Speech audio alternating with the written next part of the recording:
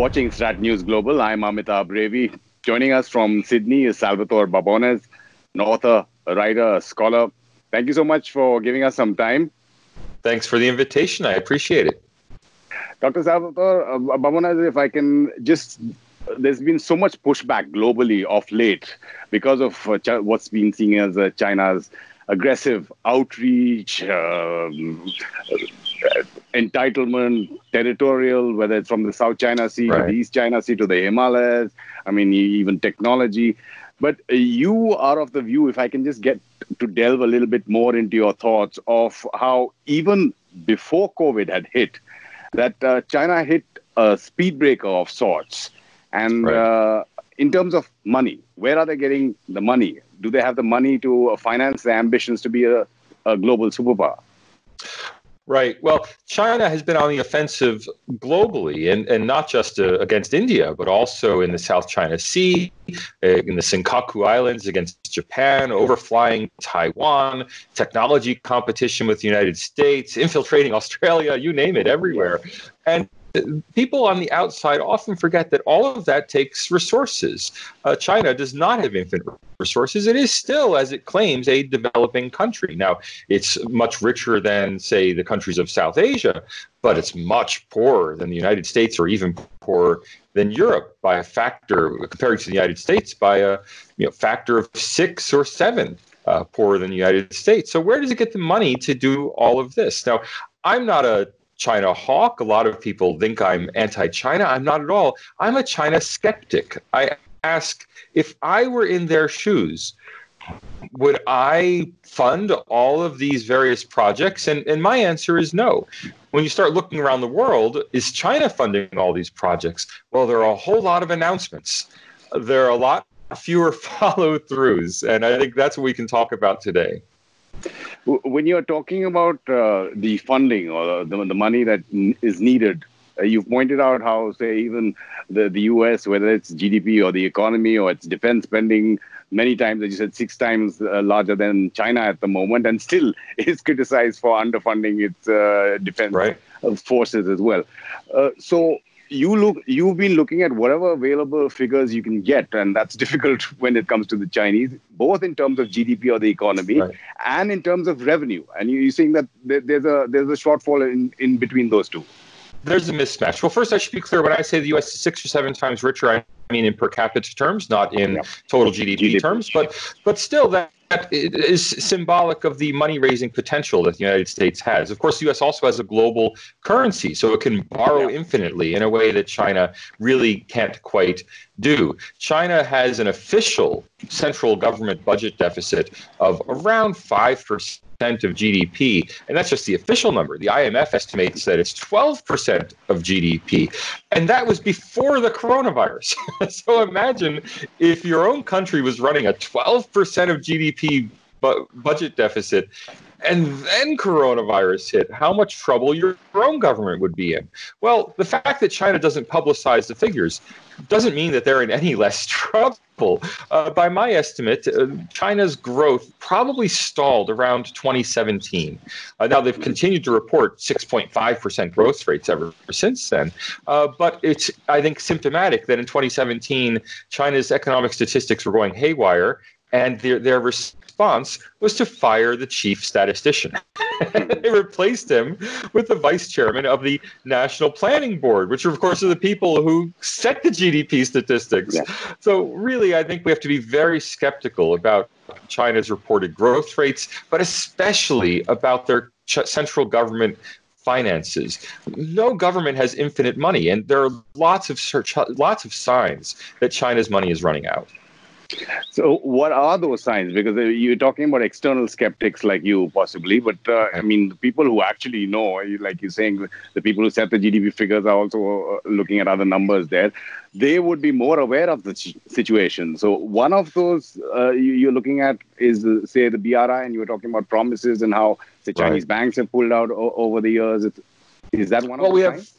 We have lots of circumstantial evidence that China is running out of money. First, when it comes to the GDP statistics, we can't know China's GDP, but we can use indirect measures like satellite observation measures of both physical inventories and of nighttime lights that are showing. And when there's activity, people turn the lights on. When there's a dead ghost city, the lights are off. And that can be detected with satellites. But we also have a lot more circumstantial evidence about its follow-through on Belt and Road projects. Take the China-Pakistan Economic Corridor. This has been repeatedly announced and re-announced and re-announced. But where is the port at Gwadar? Well, there are lots of high security fences that have been put up, but apparently there are no berths for ships over a medium-sized cargo ship. They can't even handle a single supertanker. So how are they ever going to use Gwadar as a port, a strategic port, to bring goods into China? Similarly, in Eastern Europe, there have been announcement after announcement, usually each year. So in Serbia, there's been a road project that has been re-announced every year at the annual China-Serbia Economic Summit, yet it's never actually been built. So if you add up all of those funding commitments to Serbia, it looks enormous. But in fact, not a penny is being spent on that road. Now, that's not to say that projects haven't been built. Many projects have been built, especially those connected with the Asian Infrastructure Investment Bank, which is run on a much higher level of professionalism than China's direct foreign aid. But as far as the direct projects go that China's promising to fund around the Belt and Road, we have a litany of incomplete, promised, non-completed projects, whether that's in Eastern Europe, in South Asia, in Southeast Asia, where China was going to build high-speed rail to Singapore, you may remember. None of that has ever been constructed. And you're more than skeptic about, say, oil flowing across the Karakoram from Gwadar to China. But but that apart, like when you the traditional mainstream thinking about these kind of projects that China is all over the world, not just in Southeast Asia, the Balkans, in Africa, in Latin America, right. Yeah. Is that they force the country into debt and then take over sovereignty of the port, whether it's Maldives, whether it's Sri Lanka. We've seen, and Gwadar, of course, is a case in point. But your point is also to look deeper, and that would be that it's Chinese indebtedness should also be looked at. Well, I think that we get too excited about phrases like debt trap diplomacy. Debt trap diplomacy sounds very scary, but let's face it, those white elephant projects are located in Sri Lanka, located in Pakistan. And at any time, the government of those countries, if it changes its political orientation, can simply seize back the assets. It's China that's on the hook for the money. The local government has control of the assets. Now, so far, Sri Lanka, Pakistan have been very happy to let China simply take charge of the assets because these are largely useless assets. I mean, they've been building ports that just have no viability, no economic viability. Now, they may ultimately come to be used for military purposes, and I think that's the big risk. But of course, a country can't force someone to keep its territory open for naval bases unless there is an underlying friendly relationship. So we saw that with the United States and the Philippines. Despite the fact that the U.S. has a long-standing defense agreement with the Philippines still kicked the United States out of its air and naval bases in Manila. And Sri Lanka and Pakistan, if relations ever go sour with China, could do exactly the same. Well, you've seen that in a much smaller place in the Maldives. But then why would there be an overreach and on so many different fronts if you don't have the funds in China? And especially I'm talking about in relation, say, with India and what's happening on the line of actual control. I think there are two reasons. First, a lot of people in China, and presumably a lot of the political leaders, believe their own rhetoric. They believe what they're saying, and they believe what Western analysts are saying about them. Chinese scholars and politicians carefully analyze the Western press. And if the Western press is convinced China can afford it, well, maybe they're convinced too. And I think we shouldn't have too much of a sense that people on the inside of China are so much smarter and better informed and more strategic than people on the outside. The rest of us know the incompetence of our own government leaders all too well because they're publicly exposed. And I think in China, they're not. The second reason is that there are internal politics in China. There are plenty of people who want these things built, people competing for funds. I mean, China could, of course, complete the China-Pakistan Economic Corridor if maybe it gave up on its efforts in Africa.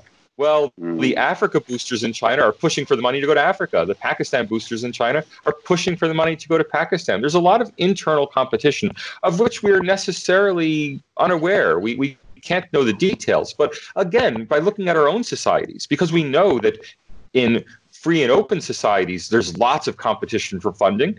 Well, what makes you think it's not happening in China just because it's not being reported? It's certainly going on. But that argument would also be valid in terms of funding, and especially because of Corona for all the other countries. I mean, especially the big countries, whether it's the US, whether it's India, who would also need to divert funding to money to deal with this coronavirus. So how does that pan out then? Well, again, we don't know. For the first time in 2020, China abandoned its GDP targets. So even China is admitting that it can't make anywhere near its GDP target for 2020. We know that China had a recession in the first 2 quarters of 2020. The economy seems to be recovering now. Even independent analysts say that the Chinese economy seems to be recovering in the 3rd quarter of the year, and rapidly so. So maybe China will bounce back from it. But the coronavirus must have cost China, a good $1 trillion. After all, if it's costing the rest of us that kind of percentage of GDP, it must be happening in China. And that must make their life even more difficult. We've seen lots of, particularly military spending, put on hold or furloughed or pushed way out into the future. I'm thinking here about their big aircraft carrier building programs, their 5th generation fighter program. All of this has been delayed. Well, is that due to coronavirus? Who can say? We can only guess. I mean, I always have to admit to people, I am not a sinologist. I'm not a China expert. I don't read Chinese.